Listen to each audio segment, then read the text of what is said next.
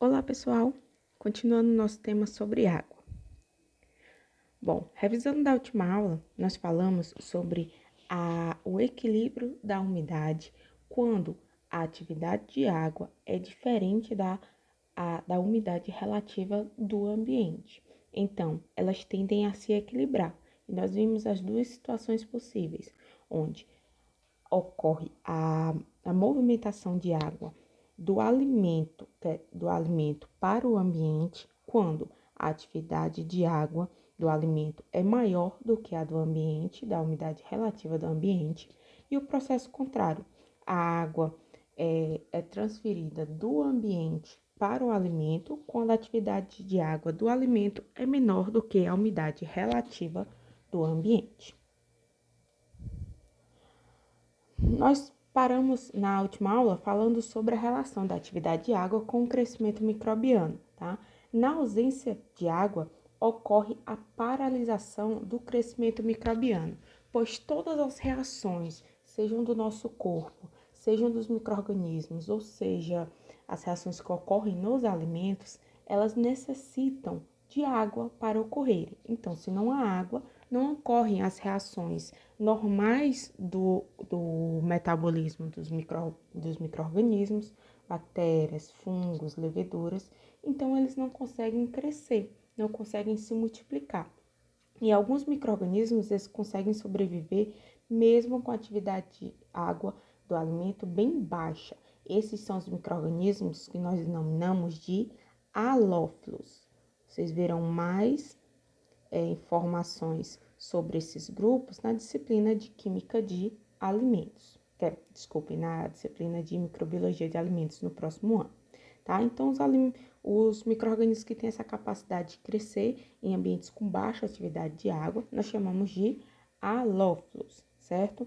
Mas, entre os dados que nós temos, não ocorre crescimento microbiano em atividade de água abaixo de 0,6. Lembrando que a atividade de água, ela não tem uma unidade, é só um número entre 0 e 1. E as bactérias patogênicas, ou seja, aquelas bactérias que causam doenças, elas não crescem em atividade de água abaixo de 0,85. Ou seja, elas são bastante exigentes. Teve um pouquinho de redução de água, elas já não vão crescer. Aqui nós temos alguns valores para nós temos em mente, tá? Então, as bactérias em geral, sabendo que existem especificidades dependendo do tipo da bactéria, mas em geral, o grupo geral das bactérias, elas crescem em atividade de água até 0,91. 0,90, 0,89 ou menos, elas já não crescem mais, a grande maioria. As leveduras, que é um tipo de fungo, tá? As leveduras, elas crescem até 0,88. Então, 0,88, 0,89, 0,90, 0,98, até próximo de 1, elas vão crescer. Abaixo de 0,88, 0,87, 0,86 ou menor, elas não vão crescer. Já os fungos conseguem crescer até 0,80. Então, de 0,80 até próximo de 1, os fungos conseguem crescer e abaixo de 0,80, 0,79 para baixo, eles não vão conseguir crescer, certo? Aqui algumas exceções, ó. As bactérias que são aquelas especiais halófilas, elas são mais tolerantes, então elas conseguem crescer em um ambiente com menos água. E algumas leveduras também mais tolerantes, são as leveduras mais especiais, tá? Elas conseguem crescer numa quantidade de água menor. Mas o principal pra gente são esses três dados iniciais aqui, ó. Ok? Vamos entender isso. Professor, numa escala, vamos supor que aqui seja uma escala de atividade de água, certo? Vou botar aqui atividade de água, certo? Então, o menor valor é 0. O maior valor é 1. Se, por exemplo, eu tenho um alimento que ele tem um valor de 0,95 de atividade de água, então, ele é um alimento de alta umidade, lembrem da aula passada. E nesse valor de atividade de água, quem é que vai conseguir crescer? todos os micro-organismos, porque a bactéria ela vai crescer a partir daqui, ó. Vamos supor que aqui é 0,91, aqui é 0,88 e aqui é 0,80, que são esses três padrões que nós estamos analisando aqui. Então, a bactéria cresce daqui para cima. A levedura cresce daqui para o valor próximo de 1. E o fungo cresce de 0,80 para cima. Como o número 0,95, atividade de água desse meu alimento que eu estou usando como exemplo, ele é maior do que as atividades de água mínima de bactérias, leveduras e fungos da maioria desses grupos, então todos esses micro-organismos podem crescer. Já se eu tenho outro exemplo, já se eu vou ter vamos botar aqui em laranja. Já se eu tenho um exemplo aqui, vamos botar uma escalazinha menor para ficar mais visual, né? Já se eu tenho um alimento com 0,85 de atividade de água, que micro-organismos vão crescer? Vão crescer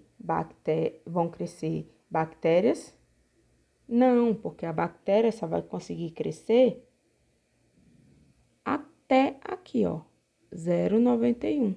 Então, ela só vai crescer nos alimentos que estejam com atividade de água entre 0,91 até próximo de 1. Então, não crescem bactérias.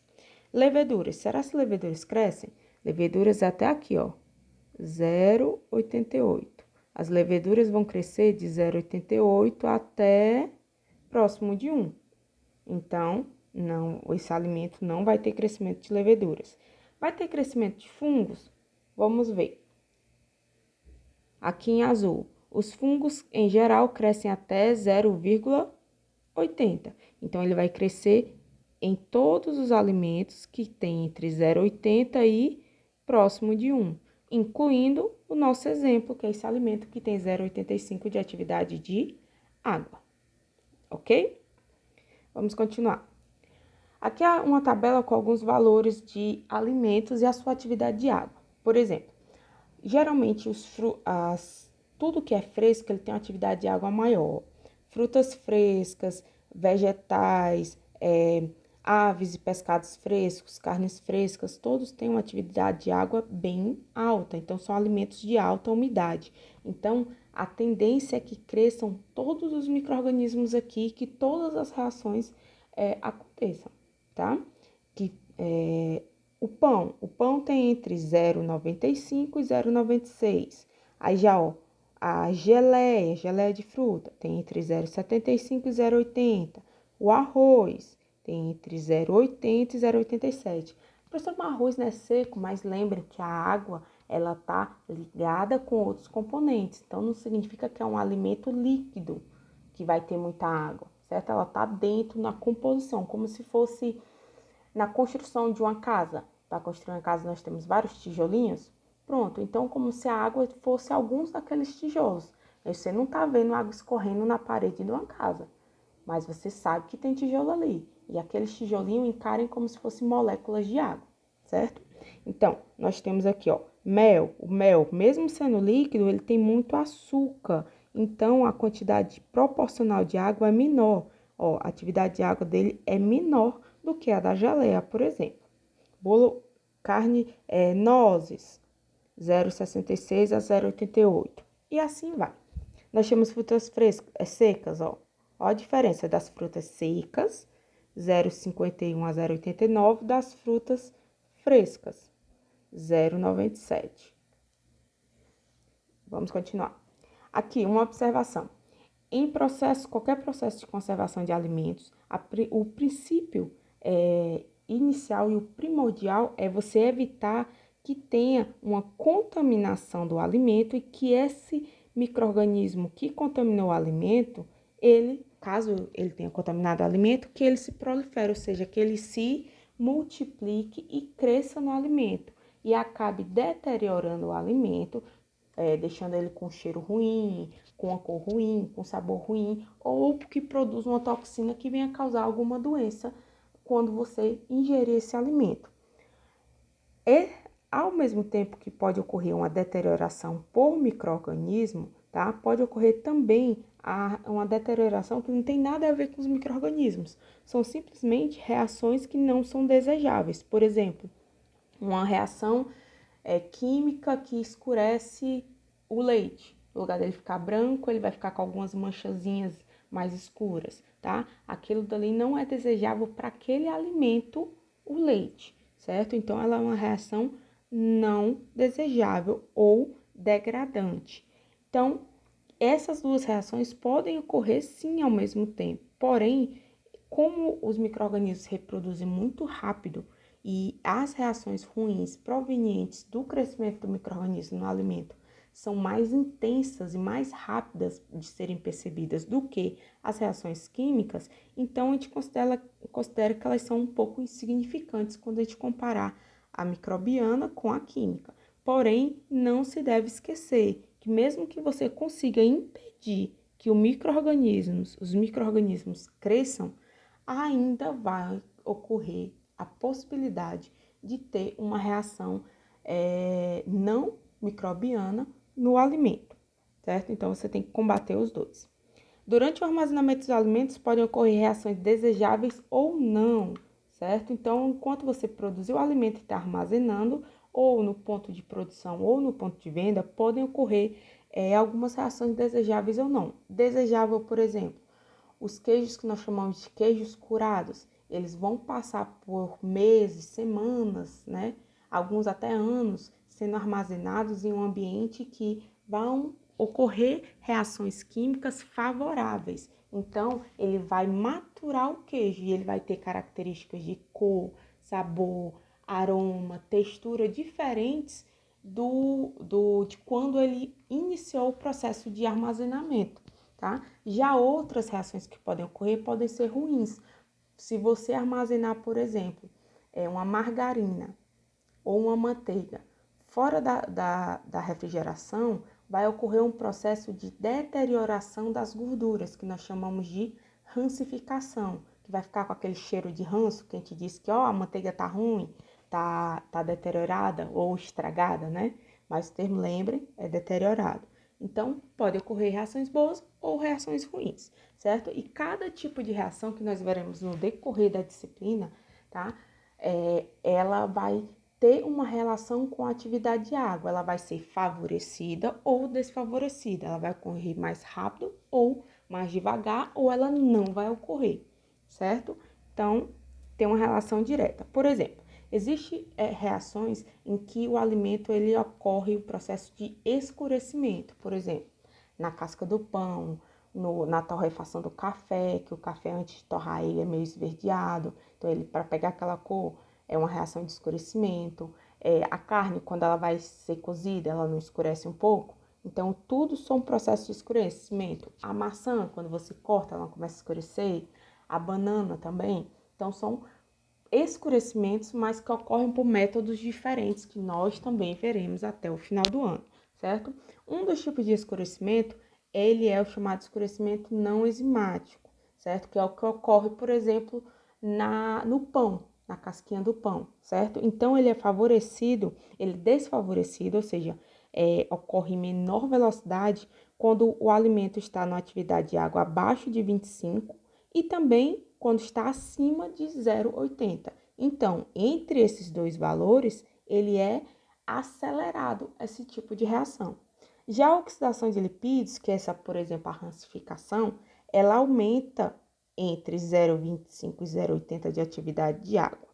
Já outro tipo de escurecimento, só que por outro método, tá? Por outro tipo de reação, que é o que ocorre, por exemplo, na maçã, certo? Que após cortar a maçã é que ela começa a escurecer, isso a gente chama de escurecimento enzimático. Ela ocorre um aumento de 0,35 até 0,85. Ela vai começar, a aumentar a velocidade da reação, certo? Nessa faixa.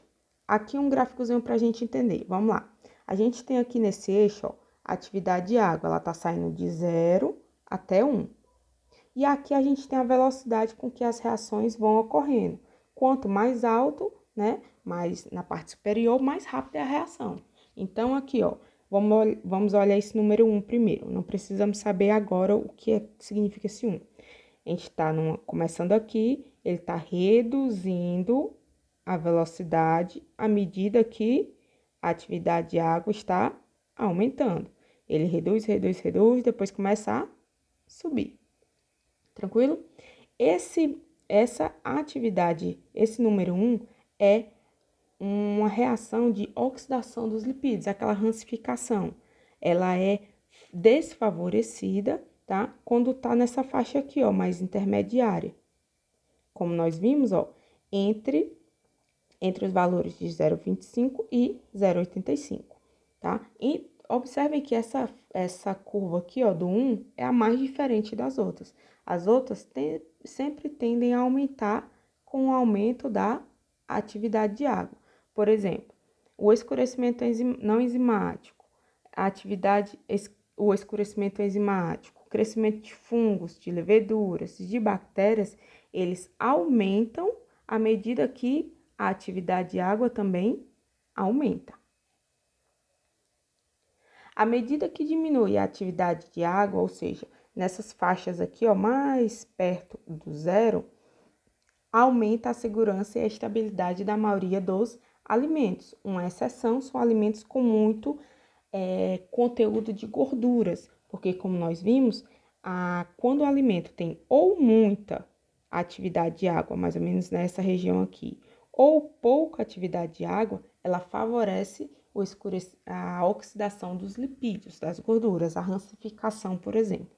Então, ele vai aumentar a maioria, certo, dos alimentos. Vão ser mais estáveis, ou seja, vão ocorrer menos reação, vão se degradar mais devagar quando a atividade de água está aqui, ó, na faixa mais baixa, certo? E a atividade de água, ela auxilia a predizer ou a prever que tipo de reação poderá ocorrer. Se eu tenho um alimento com baixa atividade de água, então eu sei que praticamente todas as outras reações, tipo crescimento de micro-organismos, reações com enzima ou sem enzima, não vão ocorrer. Mas pode vir a ocorrer uma oxidação de lipídios, ok? Então, você consegue ter uma noção. Bom, revise o conteúdo, envie todas as suas dúvidas, leia com bastante atenção as questões, tá? Antes de responder, retire suas dúvidas comigo.